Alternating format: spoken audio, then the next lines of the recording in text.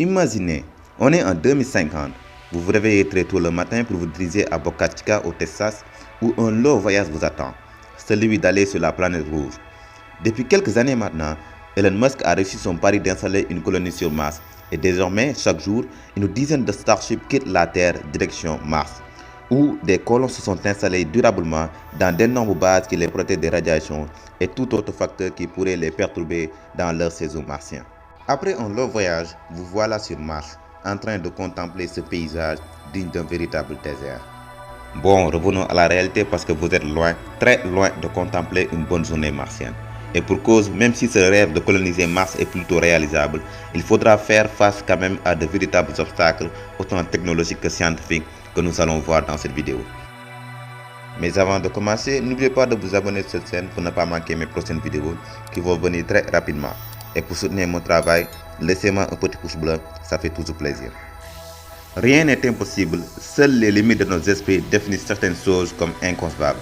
Cette citation de Mark Levy, Elon Musk l'a bien compris, et c'est le moins qu'on puisse dire parce qu'il prévoit toujours d'établir une colonie d'environ 1 million d'humains sur Mars d'ici 2050. Musk est convaincu que la survie de l'espèce humaine passe nécessairement par la colonisation de la planète rouge. L'entreprise du milliardaire américain SpaceX accélère les plans de construction de la fusée géante Starship afin d'en construire 100 par an. Au-delà d'une fusée géante, le voyage et l'établissement d'une colonie sur la planète rouge posent d'autres défis beaucoup plus complexes et difficiles à relever.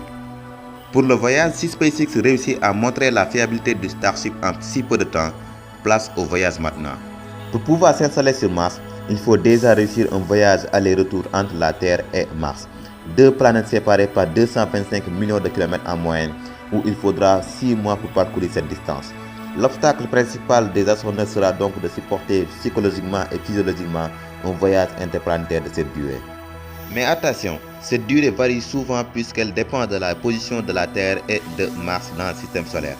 La durée minimum totale du voyage est théoriquement de 640 jours, mais dans tous les cas, le voyage sera long et difficile, où la communication avec la Terre prendrait plus d'une dizaine de minutes et vous ne pourrez plus contacter vos proches et vos amis.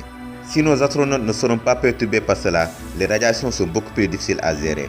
Selon une étude de la NASA publiée dans la revue Science en 2013 qui s'appuie sur des informations collectées par le vaisseau Mars Science Laboratory, un vol vers Mars ferait subir aux astronautes des doses de radiation dans la limite, voire au-delà de l'acceptable. Les doses de l'équipage devraient être fortement rehaussées en cas de survenue durant le voyage d'une forte éruption solaire. Pour réduire ces doses reçues, il faudra développer de nouveaux moyens plus rapides de propulsion pour réduire au maximum le trajet. Sachant que pour développer de tels engins, si c'est possible, il faudra sortir le chéquier, une somme comprise entre 100 et 200 milliards de dollars. Ce budget sera sans doute beaucoup plus important si on veut s'installer durablement sur Mars à long terme pour y bâtir une colonie avec un coût pouvant aller jusqu'à 400 voire 600 milliards de dollars. Elon, tu sais ce qu'il te reste à faire. Espérons que d'ici une dizaine d'années, nous serons capables de rendre ce voyage beaucoup plus abordable et pour nous permettre d'atteindre Mars beaucoup plus rapidement. Arrivé sur la planète, l'un des manœuvres les plus risquées attend nos astronautes, celui de l'atterrissage, plus précisément de la rentrée atmosphérique. Il faut savoir qu'il est plus facile de freiner et d'atterrir sur Terre que sur Mars. En effet, l'atmosphère de la Terre, beaucoup plus importante, ralentit fortement le vaisseau pour lui permettre d'atterrir avec moins de vitesse, tandis que sur Mars, c'est autre chose, son atmosphère représentant 0,7% de celle de la Terre. Beaucoup plus difficile, certes, mais l'atmosphère martienne a été utilisée plus d'une fois avec succès pour l'aérofreinage de sondes spatiales.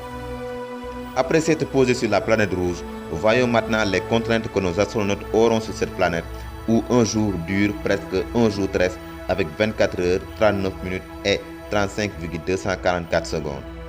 Premièrement, à la surface de Mars, les températures sont bien moins clémentes que sur Terre. Inadaptées à l'homme, elles oscillent entre moins 100 degrés Celsius et 0 degrés Celsius et peuvent parfois monter jusqu'à quelques dizaines de degrés Celsius au niveau de l'équateur. Visiblement, ce problème est très facile à contourner en utilisant les scaphandres où il faudra mettre un vêtement constitué de réseaux de petits tuyaux d'eau qui circulent avec la température voulue. Deuxièmement, pour se protéger des radiations et des micrométéorites qui frappent régulièrement la planète à raison de l'absence d'atmosphère, deux principaux types de sites retiennent l'attention comme lieu potentiel d'une colonisation: les grottes des régions équatoriales et les tunnels de lave. Les colons pourraient bénéficier de l'abri que ces grottes ou structures similaires pourraient offrir pour se protéger des radiations et de la température martienne. Plusieurs des tunnels localisés sont sur Asia Mons. Les exemples similaires sur Terre montrent qu'il pourrait s'agir de passages longs, offrant une protection complète des radiations et relativement facile à sceller en utilisant le matériel disponible sur place. Troisièmement, pour pouvoir coloniser Mars, il faudra un équipage sur place à long terme. Et pour une telle colonisation, il faudra de la nourriture et une source d'eau potable sur place. De l'eau est disponible sur Mars, mais surtout sous forme de glace au pôle. Des observations ont aussi montré que de l'eau se trouvait sous forme solide et peut-être même liquide dans le sous-sol martien. Par contre, pour la nourriture, ce sera beaucoup plus compliqué. La seule solution serait de les faire pousser sur Mars, mais là aussi c'est pas gagné. En effet, la surface de Mars est recouverte de régolithes, qui n'est pas adaptée à l'agriculture. Par contre, des expériences menées en 2012 ont montré que certains lichens et cyanobactéries avaient survécu et démontré une capacité d'adaptation remarquable à la photosynthèse après 34 jours simulant les conditions de vie sur Mars dans un laboratoire. Les scientifiques pensent que les cyanobactéries pourraient jouer un rôle dans le développement d'une colonie martienne. Ils proposent que ces cyanobactéries soient utilisées directement à diverses fins, dont la production de nourriture notamment. Pour transmettre un signal à la Terre, les astronautes auront besoin de l'énergie.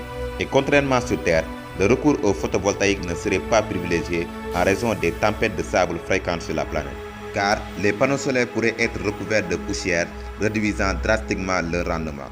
Pour y remédier, il faudra les nettoyer, ce qui serait long et fastidieux, puisqu'il faudrait installer plusieurs hectares pour avoir assez d'énergie afin de faire fonctionner une base. Vous l'aurez compris, aller sur Mars et y bâtir une colonie n'est pas une mince affaire, en raison de nombreux défis à relever, mais aussi des contraintes autant technologiques que scientifiques. Merci d'avoir regardé cette vidéo jusqu'au bout. N'oubliez pas de me dire dans les commentaires ce que vous pensez de cette vidéo. Prenez soin de vous, prenez soin de vos proches et on se dit à la prochaine.